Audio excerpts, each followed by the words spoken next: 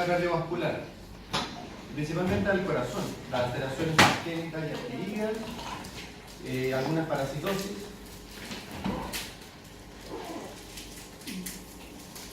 Está la birofilaria y el estróngilo.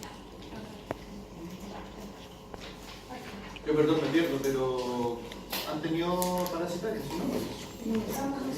Están en eso ya. El estróngilo también es un parásito que tiene afinidad por los vasos sanguíneos. ¿Perdón? Y también genera trombosis. De hecho, el caballo, el estróngilo vulgaris,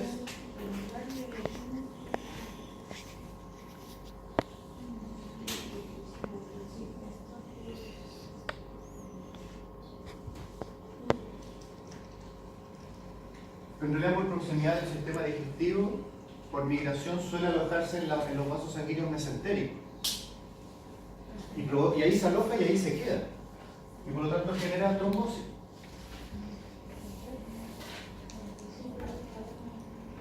Y lo cual es un problema porque genera necrosis de una gran extensión de intestino delgado. Así que muy bien.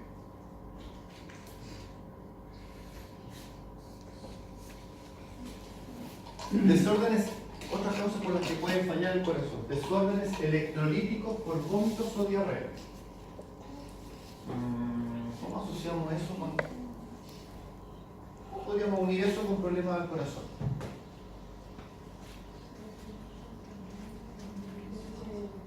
Pérdida de agua. Más que prolongado, agudo. En realidad lo más grave en estos son los cuadros agudos, porque en muy poco tiempo pierdo un alto volumen de electrolitos. Y en ese sentido, ¿qué electrolitos serán importantes para el funcionamiento cardíaco?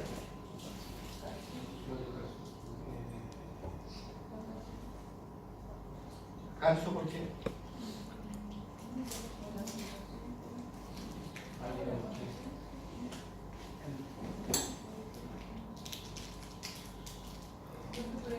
El calcio tenía que ver con la Sí, con por lo tanto la infección cardíaca y por lo tanto, ¿qué otros electrolitos deben ser fundamentales para que el corazón funcione bien? Sodio, potasio, impulso eléctrico, generación de impulso. ¿Y por qué vómito o diarrea? Porque el gran problema de los cuadros de vómito y diarrea es la deshidratación. Pero como hablamos la semana pasada, deshidratación no es perder agua, no. Es pérdida de electrolitos. Y lo más grave, en realidad, más que la pérdida del agua, o igualmente grave, en realidad igualmente grave, porque perdemos volumen, perdemos presión sanguínea, es la pérdida de electrolitos. ¿Sí? Por eso cuando hidratamos, cuando aplicamos terapia con fluido, no le metemos agua, no, le metemos cristaloides, es decir, agua con electrolitos.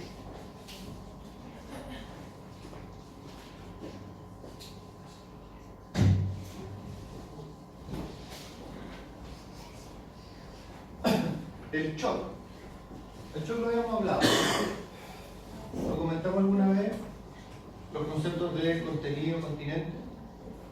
Si no, lo repetimos. Pero acá se hace mucho más manifiesto ya que efectivamente en el shock el sistema orgánico que falla es precisamente el circulatorio. Recordemos lo que hablábamos en ese momento. ¿Qué es lo que era el shock? Era la pérdida de la relación contenido-continente. Entonces ahí todos nos quedamos mirando así como ¿qué es lo que es contenido, qué es lo que es continente? Entonces preguntamos, el sistema circulatorio, ¿cuál es el contenido del sistema circulatorio? Y todos dijeron sangre, perfecto. Y por lo tanto el continente es lo que lo contiene, es decir, los vasos sanguíneos. Entonces cuando se pierde la relación entre el contenido, la sangre, y el sistema circulatorio, los vasos sanguíneos, ¿qué es lo que se cae inmediatamente al suelo? La presión sanguínea.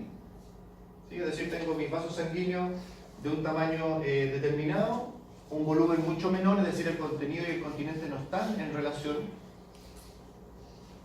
pérdida de presión sanguínea, y si se pierde la presión sanguínea, como dijimos al principio de la clase, se pierde la perfusión de los tejidos.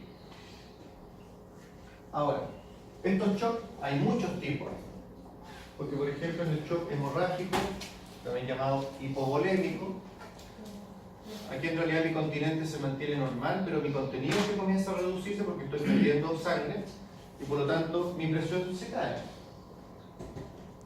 Como una fuga en las cañerías de la casa, ¿sí? Se pierde la presión y mis cañerías siguen igual. Es cierto, el organismo tiene la capacidad, ahora lo aprendimos en las arteriolas, de contraerse un poco para tratar de recuperar esa presión, pero si yo no ayudo haciendo que ese volumen se recupere rápidamente, el paciente cae en shock. La consecuencia de todo tipo de shock es una caída brusca de la presión sanguínea, problemas de perfusión a los tejidos, lo que implica hipoxia en los tejidos, ¿sí? Porque, lo van a ver más adelante, pero alguien que no ventila adecuadamente sufre de hipoxia, baja concentración de oxígeno en la circulación. Pero hay ocasiones en que yo puedo tener adecuadas concentraciones de oxígeno en la sangre, pero si ese oxígeno no llega a la célula, tengo una hipoxia tisular. ¿De acuerdo? Y por lo tanto, yo puedo estar ventilando, pero el paciente en shock, ¿cuál es el problema? Que ese oxígeno no llega a la célula, porque la perfusión no es adecuada. Entonces, el oxígeno en la sangre no me sirve de nada si no va a llegar a la célula. O del mismo modo, no me sirve de nada el CO2 acumulado en las células si no tengo un sistema circulatorio que lo saque. En el shock anafiláctico, otro muy conocido, por las alergias. Y en realidad aclarando inmediatamente que la anafilaxia es una reacción alérgica mucho más exagerada, porque en general los cuadros alérgicos generan reacciones más localizadas, en tejidos muy circunscritos, pero no afectan la dinámica vascular. En cambio, el shock anafiláctico se caracteriza porque los mediadores de la inflamación provocan una vasodilatación generalizada, es decir, todas las arteriolas del organismo se dilatan. Y por lo tanto, aunque mi contenido estaba perfecto, si se me dilatan los vasos sanguíneos, se pierde la relación contenido-continente. Mala perfusión, poca oxigenación, y pensemos al tiro. Sistema nervioso con baja oxigenación, pérdida de conciencia, coma, si eso no se regula, depresión del funcionamiento respiratorio, o sea, todo funciona con oxígeno. Y si la perfusión no es la adecuada, por eso el shock es una urgencia veterinaria y una urgencia de la medicina en realidad, que debe ser remediada lo antes posible, porque el tiempo que pasa un individuo en este estado, menos probabilidades de recuperación o mayor cantidad de secuelas pueden quedar. Por eso que el que sufre de shock anafiláctico, no sé, con las picaduras de algún insecto, o uno ve las nueces, las frutillas, bueno, todo puede dar alergia en realidad. Pero perdón, una cosa es que me da alergia a algo y otra es que me da un shock anafiláctico. ¿Con qué andan ellos siempre?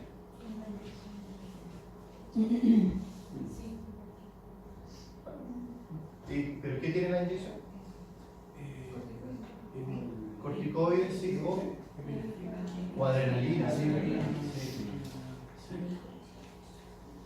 ¿Y la adrenalina cómo me va a ayudar en este caso? No, yo hice así porque las películas siempre se quedan acá, pero no necesariamente debería ser en el corazón. Endovenoso sí puede ser. Pero ¿cómo me ayuda la inyección de adrenalina o de epinefrina si estoy con un shock anafiláctico?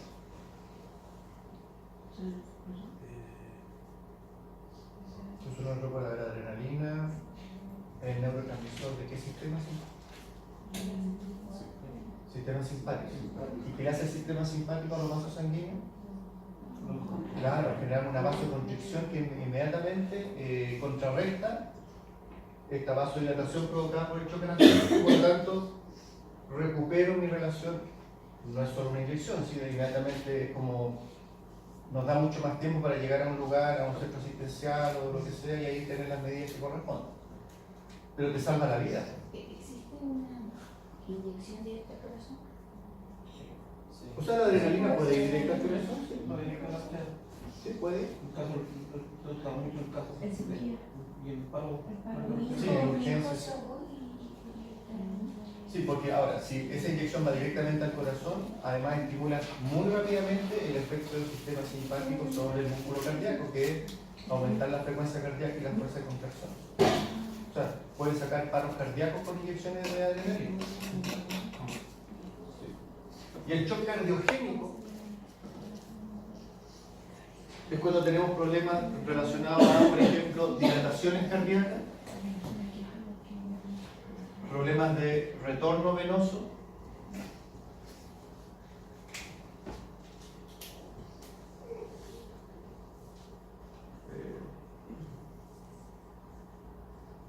las venas cavan, ¿sí? Cuando el problema es el retorno venoso, algo está pasando en el resto del organismo que la sangre no puede volverse al corazón. El retorno se hace muy lento, por lo tanto, el aporte de sangre al corazón derecho, en términos de volumen de sangre por minuto, se reduce. Y por lo tanto, la cantidad de sangre que yo voy a meter a la circulación menor pulmonar y que va a retornar al corazón también es menor. Por lo tanto, mientras más se congestiona o más se dificulta el retorno venoso, menos sangre es expulsada. Mi gasto cardíaco baja, la fuerza de perfusión disminuye, el aporte de oxígeno a los nutrientes baja también. Y por lo tanto, como la presión empieza a decaer, porque no nos olvidemos que el corazón necesita lo que él mismo expulsa, el corazón lo necesita. Si el corazón no funciona para el resto, también funciona para sí mismo. Baja mi presión sanguínea, y ojo, y aquí ya la perfusión falla, no porque tenga un continente muy amplio o un contenido muy bajo. Tengo todo perfecto, pero la presión para que llegue la sangre a todos los tejidos empieza a perderse, la perfusión empieza a bajar porque el corazón no está expulsando la cantidad de sangre que debiera por minuto. Y por lo tanto caigo en un estado de shock. Pérdida de perfusión, bajo oxígeno, bajo nutrientes, el CO2 se acumula, etc. Por lo tanto, el shock es una patología del sistema cardiovascular. El shock. Es decir, ustedes quieren sacar a un paciente del shock, tienen que actuar sobre el sistema cardiovascular.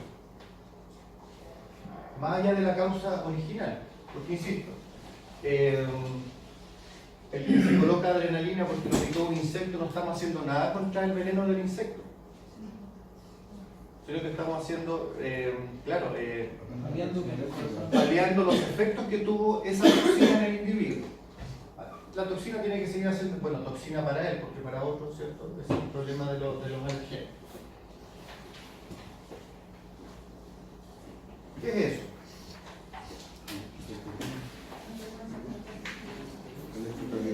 Es que eso no es la frecuencia cardíaca, porque eso sí, esto es un electrocardiograma.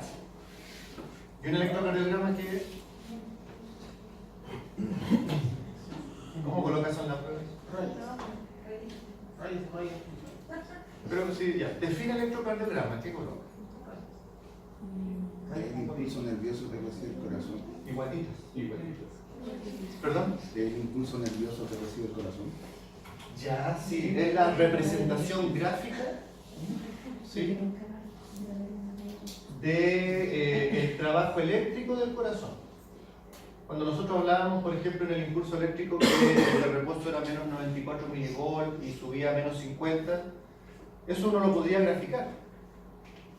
Si uno graficara el milivolt en el tiempo, en este caso era en milisegundos porque era muy rápido, uno podría graficar el impulso eléctrico. Esto es lo mismo, esto lo que grafica es la intensidad del impulso eléctrico en distintas etapas del ciclo cardíaco. Que lo vamos a ver más adelante. En general, un ciclo está. Aquí hay dos ciclos. Por eso, cuando hay un paro cardíaco, que no hay circulación de impulso nervioso, queda una línea recta, ¿sí? Y si uno viera en qué punto está esa línea recta, menos 94 milivolts, que es el potencial de reposo. ¿Sí? Pero esto lo vamos a desarrollar un poco más adelante, un poco viendo qué significa cada una de estas guatitas y rayitas.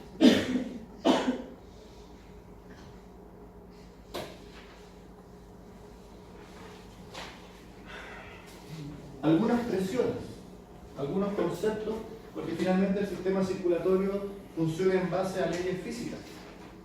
Por eso lo comparamos mucho con las cañerías de una casa, por ejemplo.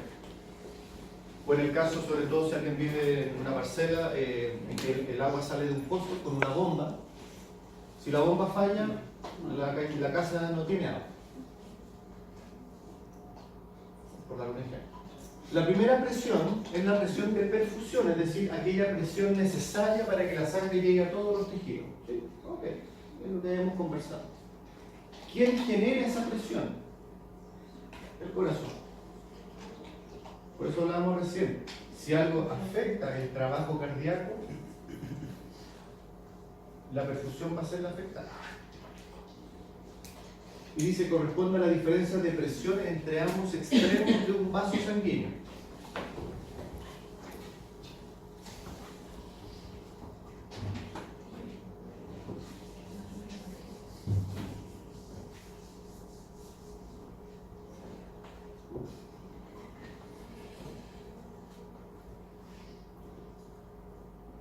Cuando llenaron el capilar, cuando hicimos el hematocito, ¿sí?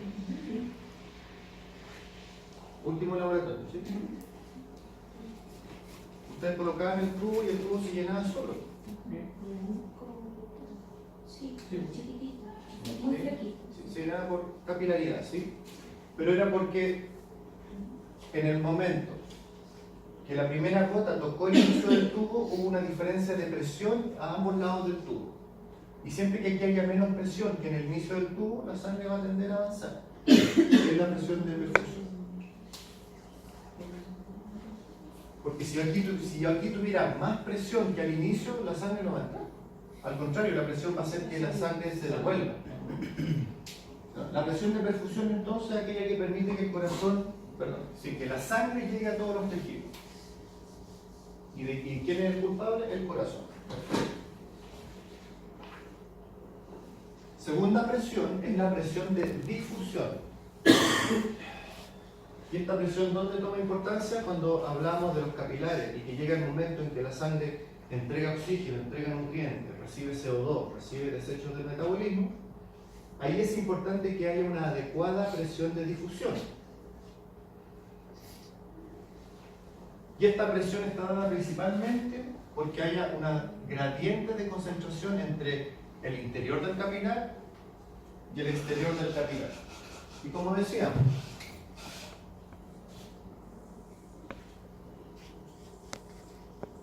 cero. Si en el interior del capilar hay más oxígeno que en el exterior, el oxígeno va a tender a salir. Ahora, eso, como conversábamos, requiere de una pared vascular muy delgada, de una velocidad de flujo que permita que el intercambio ocurra de manera adecuada, difusión lenta, y además una proximidad, es decir, que la célula esté, es decir, que la pared del capilar, tejido intersticial y ya la membrana plasmática de la célula esté a una menor distancia posible. Mientras más estrecho el contacto, la difusión se realiza de manera mucho más adecuada. Pero la presión de difusión, en resumen, se basa en la gradiente de concentración.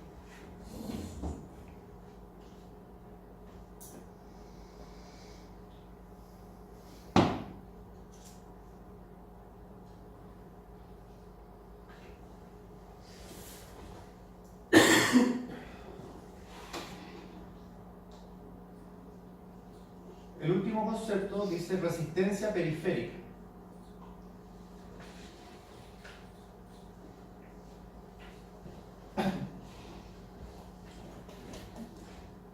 Dice, es la resistencia que ejercen los vasos sanguíneos contra el flujo sanguíneo. Es lo que hace un rato hablábamos de por qué la presión sanguínea se va perdiendo a medida que avanza el flujo. Dijeron por el roce, la resistencia, el roce del flujo contra las paredes del corazón lo van frenando.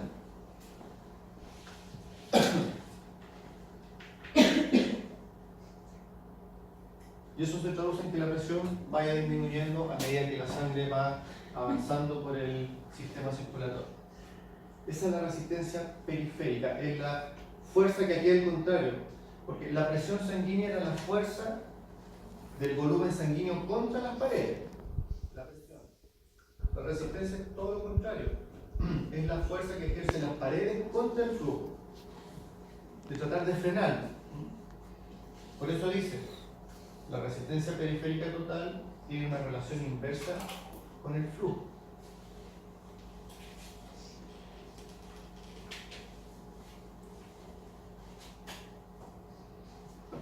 ¿Por qué depende del calibre del vaso sanguíneo? Porque mientras más amplio sea, Más presión sanguínea. bueno, hay más presión, pero hay menos resistencia. Pensemos, mientras más se achica el flujo por donde vamos, más resistencia tengo con el flujo. Por eso la velocidad va disminuyendo. Por eso en el capilar la velocidad es más lenta, porque tengo mucha resistencia, tengo que hacer pasar el flujo por un tubo muy pequeño.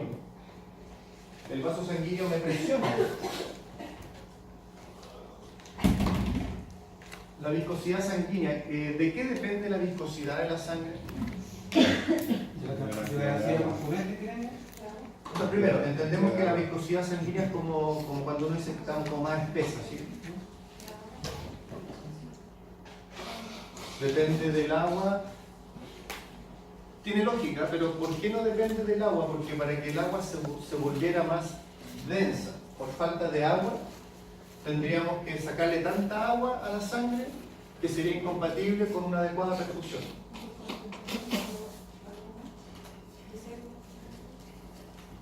La viscosidad sanguínea está dada principalmente por los glóbulos rojos, que son el componente celular más abundante, lo conversamos en el laboratorio. En un microlitro de sangre tengo 8 millones de glóbulos rojos, en cambio tengo 10.000 glóbulos blancos, 500.000 plaquetas. O sea, el glóbulo rojo claramente, pacientes con policitemia, lo conversamos, ¿qué es lo que era la policitemia? Era lo contrario a la anemia. O sea, un aumento en la cantidad de glóbulos rojos. Por lo tanto, mientras más glóbulos rojos tenga un individuo, más densa, más viscosa es la sangre. Y claramente los líquidos más densos, más viscosos, avanzan con más dificultad que algo que se llama un líquido más fluido, con mayor cantidad de agua. Ahora, en todo caso es cierto, un individuo con cierto grado de deshidratación, su sangre tiende a empezar a ser más densa. Entonces, si juntáramos un grado de deshidratación con un aumento de glóbulos rojos, ahí podemos tener más problemas. Por lo tanto, presión de perfusión es la presión necesaria para que la sangre llegue a todos los tejidos. ¿Y quién se encarga de crear esa presión? El corazón. Luego, la presión de difusión es la presión necesaria para que en los capilares el oxígeno entre a los tejidos, la glucosa entre a los tejidos, el CO2 salga de la célula, los tóxicos salgan. Y la presión de difusión depende claramente del gradiente de concentración. Ahí la difusión son transportes pasivos, difusión simple, en que las sustancias van a pasar desde donde haya más a donde haya menos. Esa es la presión de difusión. Y la resistencia periférica total, entonces, esta presión que ejerce ahora el vaso sanguíneo contra el flujo, trata de frenarlo, roce, lo va disminuyendo. La resistencia periférica total es lo que explica el por qué la presión sanguínea entonces se va perdiendo a medida que avanza la sangre por el sistema circulatorio.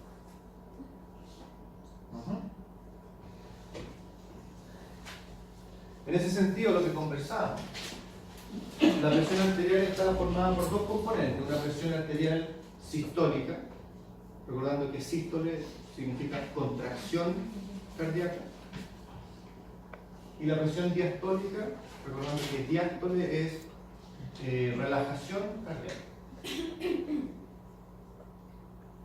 ¿Qué es la presión arterial sistólica?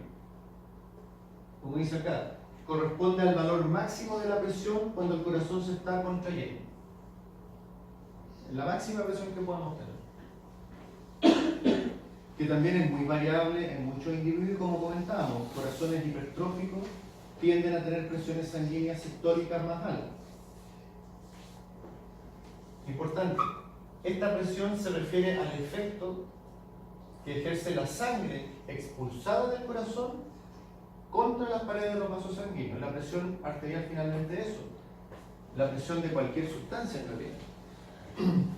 La presión es la fuerza que ejercen las moléculas de una solución, puede ser líquida, gaseosa o sólida, contra las paredes del recipiente que lo contiene. Como meter aire dentro de una jeringa. Mientras más aprieto, mientras más disminuyo el volumen del recipiente, más aumenta la presión.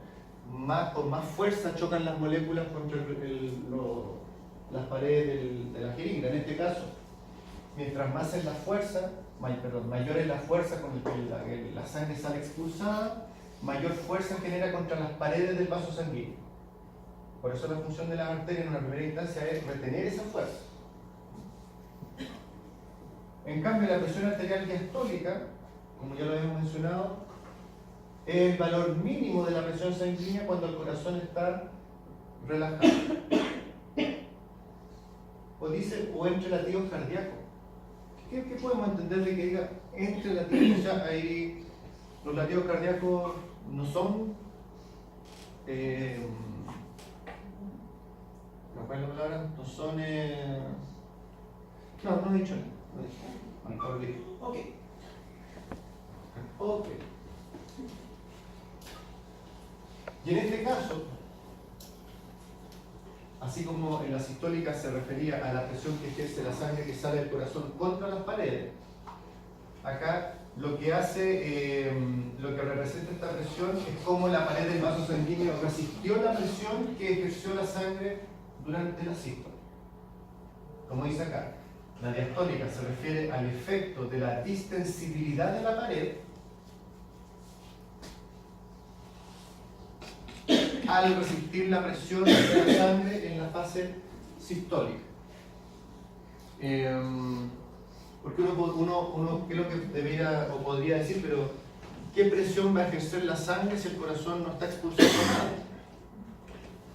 ¿Sí? Uno diría, bueno, o sea, presión solo hay cuando el corazón se contrae. Cuando se relaja, no está expulsando, ¿qué presión ejerce? Bueno, la diastólica en el fondo en la presión es como Un vacío. más que un llenado, es la presión sistólica genera una fuerza contra las paredes y en ese minuto yo estoy midiendo la presión sistólica, pero esa fuerza que recibe la pared del vaso sanguíneo, por el concepto de resistencia, el vaso sanguíneo también va a generar de vuelta una fuerza, que claramente es menor. Y cuando la pared del vaso sanguíneo devuelve la fuerza ejercida por la sangre, es cuando yo estoy midiendo la diastólica. Es decir, siempre hay presión, porque si no estaríamos tirando presión, nada, presión, nada. ¿Sí? Y dijimos al principio, y yo no puedo tener latidos cardíacos tan rápidos porque necesito que el corazón se llene antes de expulsar la sangre. Necesito cierta frecuencia. Bueno, si tuviéramos que cuantificar estas presiones, la presión sistólica, siempre la presión se mide en milímetros de mercurio. Es de 120 milímetros de mercurio. La diastólica de 80. En términos más simples dicen, usted tiene 12,8. Pero en realidad es de 120 sobre 80.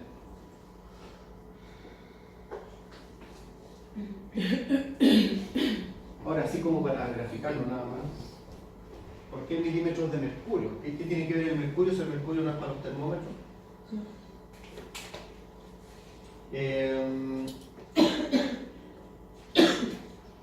Ahora vamos a graficarlo así.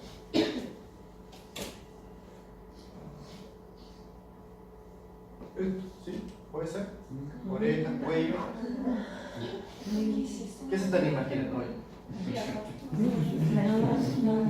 Una jirafa mirando por eso. Bueno, médico. Bueno, esta es.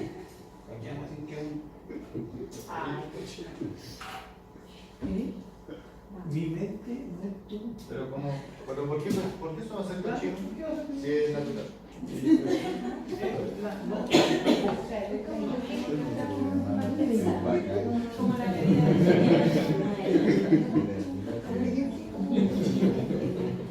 Mira, lo que hacen es colocar. ¿Cómo se partió midiendo esto? En la vena yugular, por eso digo que esto está descendiendo. Me hubiera puesto yugular. Se coloca un catéter y así se mide la presión venosa central. Está conectado a un tubo lleno de mercurio. Milimetrado. Y la presión que se ejerce en la sangre se transmite a la columna de mercurio. Y mientras mayor es la presión, más aumenta la columna. Y como el ascenso de la columna se mide en milímetros, Por lo tanto, lo que me está diciendo es que mientras más fuerza haya en la presión, más milímetros de mercurio va a ascender en esta columna. No es más que eso, en realidad. 12,8. Insisto, esto es la media, no es que si usted tiene 12,1 vaya al médico. Todo depende de las características de cada individuo, la cantidad de ejercicios, sedentarismo, etc. Presión aórtica media. Estos son datos principalmente un poco para ir haciéndose una idea de qué es lo que pasa en el momento en que el corazón se contrae, qué pasa con todas las presiones. Por ejemplo, la presión de la aorta cuando el corazón expulsa sangre es de 98 milímetros de mercurio.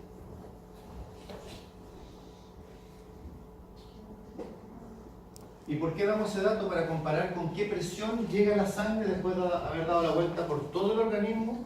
¿Cuál es la presión de la sangre cuando entra por las venas cavas de vuelta al corazón?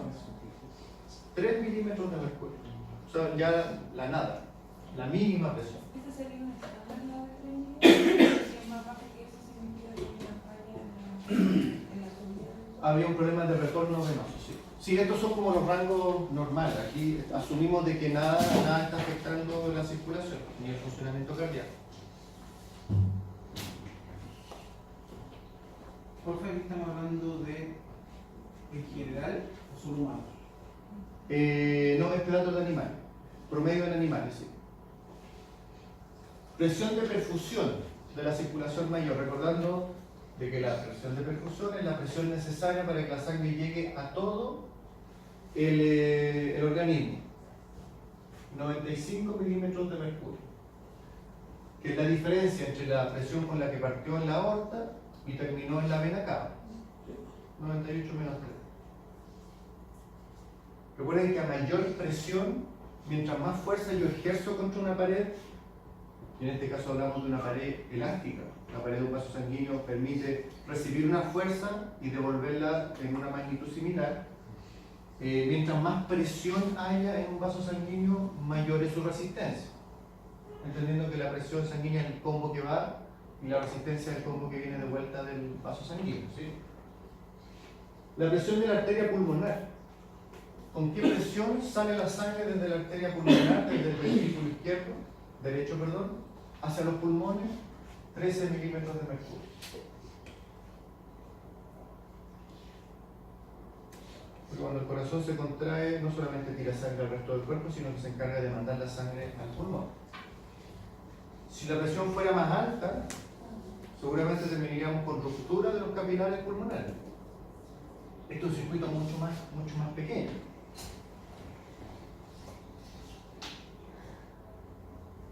¿Y con qué presión la sangre vuelve